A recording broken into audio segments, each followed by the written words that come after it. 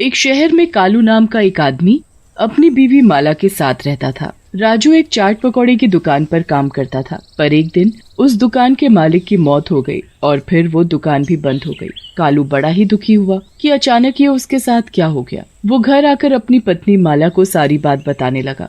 अजी, ये तो बहुत ही बुरी खबर है, अब हम क्या करेंगे?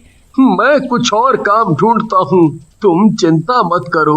अगले दिन कालू काम ढूंढने निकल पड़ता है। वो काफी दुकानों पर जाकर काम मांगता है, पर उसे कोई काम नहीं देता। वो बेचारा निराश होकर घर वापस आ जाता है। क्या हुआ जी, कोई काम मिला क्या? कहाँ मिला, अब तो बड़ा ही दिमाग खराब हो रहा है, समझ नहीं आ रहा कि क्या करूँ। एक काम क्यों नहीं करते, गोलगप्पे क्यों नहीं बेचना शुरू कर देते? आपको तो बनाने भी आते हैं और उसमें ज्यादा पैसे भी नहीं लगेंगे। हाँ माला, ये तो तुमने सही कहा। एक बार ये काम करना भी शुरू करके देख लेता हूँ, क्या पता चल जाए। बस फिर क्या, अगले ही दिन कालू और माला सुबह सुबह गोलगप्पे बनाना शुरू कर देते हैं। गोलगप्पे बना बना कर वो एक टोकरे में भरते जाते हैं। उसके बाद माला इमली का पानी बनाती है। लो जी, सब कुछ तैयार हो गया, अब आप इनको लेकर बेचने चले जाओ। हाँ ठीक है, मैं चलता हूँ। कालू सारा सामान ठेले पर लगाकर गोलगप्पे बेचने निकल पड़ता है। वो गांव में आवाज लगा लगा कर गोलगप्पे बेचना शुरू कर देता है। गोलगप्पे ले लो गोलगप्पे, गोलगप्पे ले लो गोलगप्पे।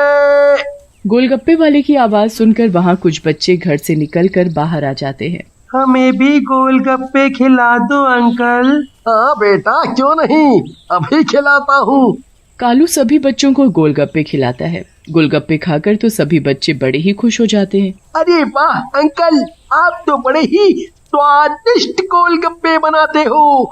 ऐसे गोलगप्पे तो हमने आज तक नहीं खाए। अरे बेटा, ये सुनकर तो मुझे बड़ी ही खुशी हुई। चलो, अब मुझे फिक्र करने की जरूरत नहीं कि मेरा काम कैसा चलेगा। कालू पूरा दिन गोलगप्पे बेचता है और शाम तक उसके सारे गोलगप्पे बिक जाते हैं। वो बड़ा ही खुश होता है और खुशी खुशी अपनी सारी कमाई लेकर घर आ जाता है। अरे ओ माला, जल्दी आओ। हाँ जी, अभी आई। क्यों शोर मचा रहे हो? ये देखो, मेरे सारे गोलगप्पे बिक गए और इतनी अच्छी कमाई हुई है। अरे वाह, ये तो बड़ी ही खुशी की बात है। हम कितने दिन से परेशान हो रहे थे, भगवान कोई ना कोई रास्ता जरूर निकाल देता है। हाँ माला, ये बात तो तुमने बिल्कुल सही की। अगले दिन फिर कालू और माला खूब सारे गोलगप्पे बनाते हैं और कालू सारा सामान रेहड़ी में रखकर बेचने निकल पड़ता है। गोलगप्पे ले लो गोलगप्पे, गोलगप्पे ले लो गोलगप्पे। काफी गोलगप्पे बेचने के बाद वो आराम करने के लिए एक पीपल के पेड़ के नीचे थक कर बैठ जाता है और उसकी आंख लग जाती है। उसी पेड़ के ऊपर एक मोटा भूत रहता था। अरे वाह, गोलगप्पे, मेरा तो ये देखकर मुंह में पानी ही आ गया। जब मैं जिंदा था तो कितने गोलगप्पे खाया करता था। ये आदमी तो अभी सो रहा है, तो क्यों ना मैं जब तक चुपके से इसके गोलगप्पे खा जाऊं। वो मोटा भूत नीचे उतरता है और कालू के सोने का फायदा उठाता है। वो एक एक करके कालू के गोलगप्पे खाने शुरू कर देता है। धीरे धीरे वो काफी सारे गोलगप्पे खा लेता है। उसे गोलगप्पे इतने स्वाद लगते हैं कि बस वो खाता ही जाता है। वाह वाह, मजा ही आ गया इतने स्वाद गोलगप्पे खाकर। अब मेरा पेट भर गया है, तो वापस ऊपर चढ़ जाता हूँ और कल फिर से इसके गोलगप्पे खाऊंगा। वो भूत वापस पेड़ पर चढ़ जाता है। थोड़ी देर बाद जब कालू की आंखें खुलती हैं तो वो देखता है कि उसके टोकरे के सारे गोलगप्पे गायब हैं। वो बड़ा हैरान होता है कि आखिर सारे गोलगप्पे गए तो कहाँ गए। समझ ही नहीं आ रहा कि ये सारे गोलगप्पे कहाँ चले गए। अभी तो पूरा टोकरा भरा हुआ था।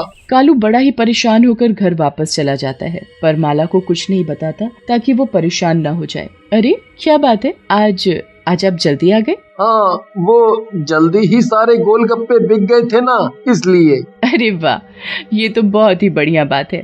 ऐसे ही रोज कमाई होती रहे तो कितना अच्छा हो। हाँ, सही कह रही हो। अच्छा चलो, आप मुंह हाथ धो लो, मैं फिर खाना लगाती हूँ।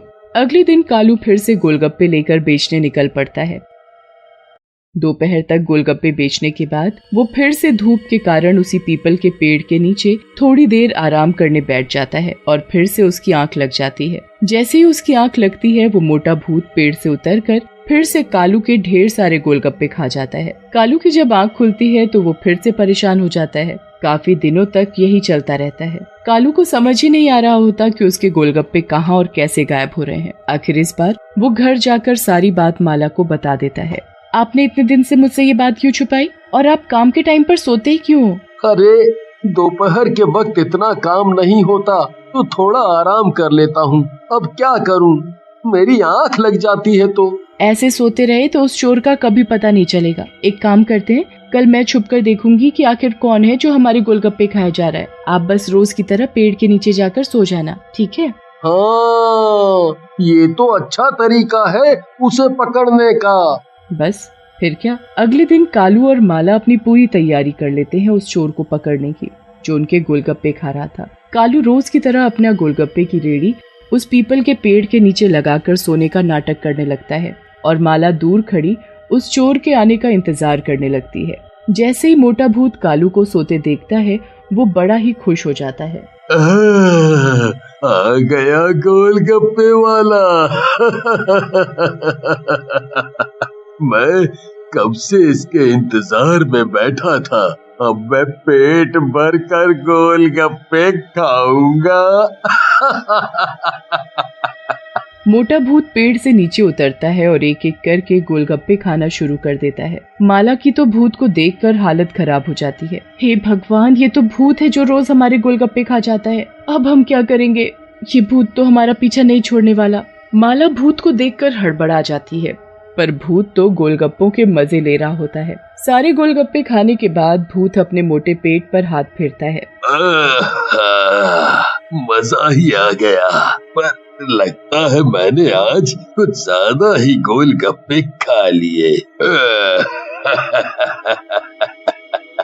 कोई नहीं, खा लिए तो खा लिए, मैं कौन सा बीमार पड़ सकता हूँ?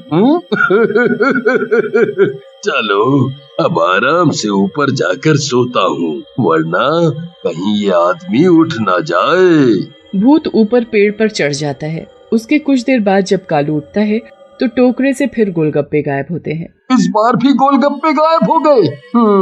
पर कोई बात नहीं, माला ने आज उस चोर को देख तो लिया ही होगा। अभी मैं माला से पूछता हूँ कि वो चोर कौन है, फिर हम दोनों उस चोर को सबक सिखाएंगे। कालू घर पहुँचता है और माला उसका इंतजार कर रही होती है। जैसे ही वो घर पहुँचता है तो माला की हालत देखकर वो भी परेशान हो जाता है। क्या हुआ माला, तुम इतनी परेशान क्यों हो? परेशानी वाली बात तो है ही, आज मैंने जो देखा वो मैं कभी नहीं भूल सकती। अच्छा, तो तुम उस चोर की बात कर रही हो। जरा बताओ मुझे, कौन है वो चोर, फिर देखो मैं उसकी कैसे खबर लेता हूँ। आप उसका कुछ नहीं कर पाओगे, ठीक है? ऐसा क्यों? क्योंकि वो चोर एक भूत है, भूत, एक मोटा भयानक भूत जो उस पीपल के पेड़ पर रहता है और आपके सोने के बाद आपके टोकरे से पेट भरकर गोलगप्पे खा जाता है। ये तुम क्या बोले जा रही हो माला? तुम होश में तो हो ना? अरे हाँ, मैंने खुद अपनी आंखों से उस मोटे गंदे भूत को देखा है। अब हम क्या करेंगे? वो भूत तो मेरा पीछा कहीं भी नहीं छोड़ेगा, और अगर उस भूत का हमने कुछ नहीं किया तो हमारा रोज नुकसान होता रहेगा। मेरे पास एक तरकीब है। कल मैं गोलगप्पे के पानी में इतनी मिर्च भर दूंगी कि वो भूत गोलगप्पे खाना ही भूल जाएगा।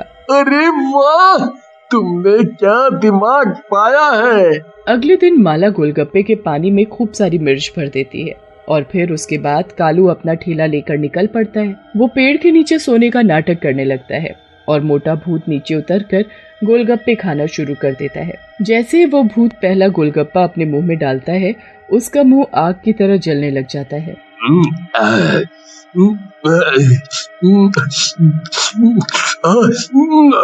अरे मर गया रे, मैं मर गया। अरे मैं क्या करूं, मेरा मुंह जल गया। माला दूर से उस भूत की ऐसी हालत को देखकर बड़ी खुश होती है। कालू भी चुपके चुपके आंखें खोलकर देखता है तो उस भूत की हालत पर हंसने लगता है और उसकी हालत इतनी बुरी हो जाती है कि वो कभी दोबारा कालू के गोलगप्पों को हाथ भी नहीं लगाता।